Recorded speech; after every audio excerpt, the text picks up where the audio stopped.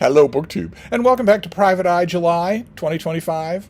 This is an event created by Jim at Mystery and Mayhem, a BookTube event designed to celebrate private eye fiction, which will automatically make you think of Dashiell Hammett and such quintessential hard-boiled trench coat wearing private eyes. But of course, the private eye gimmick, the private eye mechanism in a fiction story, it goes everywhere. It basically adheres to the rules that we have set for Private Eye in July, which is that the person takes clients, does sometimes or all the time charge them money, and is not connected to law enforcement. That's a pretty broad net, and I was expecting to talk. I do want to make a video before Private Eye July is over about some mistakes in adapting private eye fiction to film. But last night I was spinning the roulette wheel and I came across a private eye novel that I would not otherwise have thought about for Private Eye July. And I gave it a read and it was wonderful. So I can recommend it. It's The Private Eye by Jayne Ann Krentz. Jayne Ann Krentz is an absolute established author in the romance genre. And naturally you can tell that because this doesn't look like a private eye novel cover. Jayne Ann Krentz has written probably 500 books. And this is the story of a woman named Maggie Gladstone who owns a cute little bed and breakfast, a cute little hostelry, where things are going wrong. And some of the mishaps that are going wrong are clearly not accidental. And they look like they're increasing in severity, like they could be dangerous if it goes on. So she wants to hire a private investigator. Come, talk to people, poke around, keep yourself inconspicuous.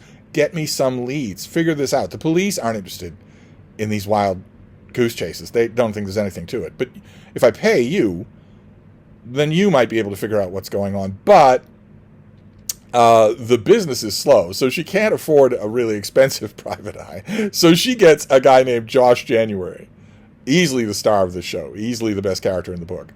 And his last case did not go well.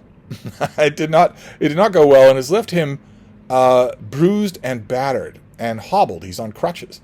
No wonder he comes to her at cut rates.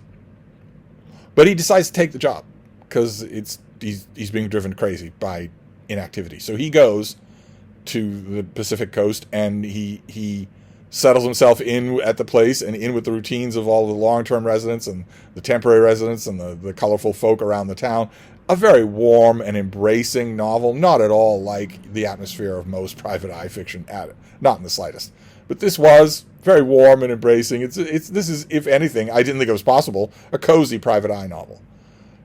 With romance attached, because of course Josh and Maggie aren't together long before they start to fall for each other. Or at least think that it's possible. He's not what she wanted at all. She's grown up on crime fiction and private eye fiction. She's expecting Philip Marlowe to show up at her door, not this ragamuffin guy on crutches. So she doesn't have the highest estimation of his abilities, but he starts poking around and asking questions, and there's a chunk of this book. I guess it's an endemic danger with any private eye fiction. There's a chunk of any private eye novel that will be just routine stuff. It'll be just where were you when. I don't always like that, but I guess there's no way to avoid it, right? I mean, a private eye investigation is going to involve exposition. But there's a twist. Jayne Ann Krentz is good with twists in her romance novels, or I think she's written some science fiction. I've heard from people that it's terrible. If she's the person I'm thinking of, but maybe she doesn't write it under her own name. I've never read any of it anyway.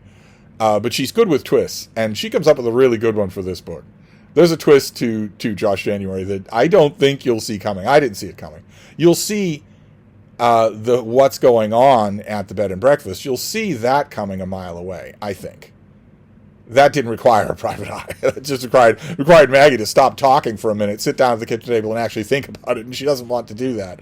Women, am I right? Up top. but there's another twist. There's another thing that Josh January has up his sleeve that I didn't see coming, and that I don't know quite how I feel. It is charming. It is charmingly done. But sometimes romance novelists really will overlook pretty much anything to get the romance they want when they shouldn't. They shouldn't. Sarah, reading Category Romance, has said this forever and ever. She has said, you know, I understand. You think you're an author. You think you've got a story that's good. You go with it. But if you're asking me to overlook knowing, persistent infidelity and still root for one of the characters who are doing that, I can't do it. That's a deal breaker. That's a bridge too far. This romance should not happen. You have not given me any reason to believe that the female lead character would ever trust the main male character, and yet she does.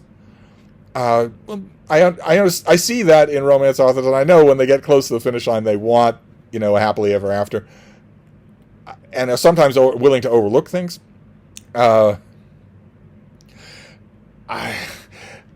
I've seen that overdone. I read a Harlequin category romance from like the 1960s where the main male character is accused of murder all throughout the book, and he's trying to clear his name, and he's fallen in love with the main female character in the book, and she gradually comes around to believe him and wants to clear his name as well. And finally they do clear his name, and I finished the novel. This was like 1965. I finished the novel and said, well, wait a minute, was he guilty?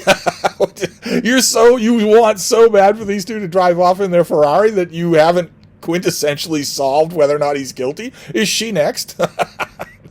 And I think a little of that is happening, not a murderer, but a little of that is happening here in an intriguing way. I really enjoyed this. I really, really enjoyed this. It's a little bit of a digression from my Private Eye in July, but still very much worth it, I thought.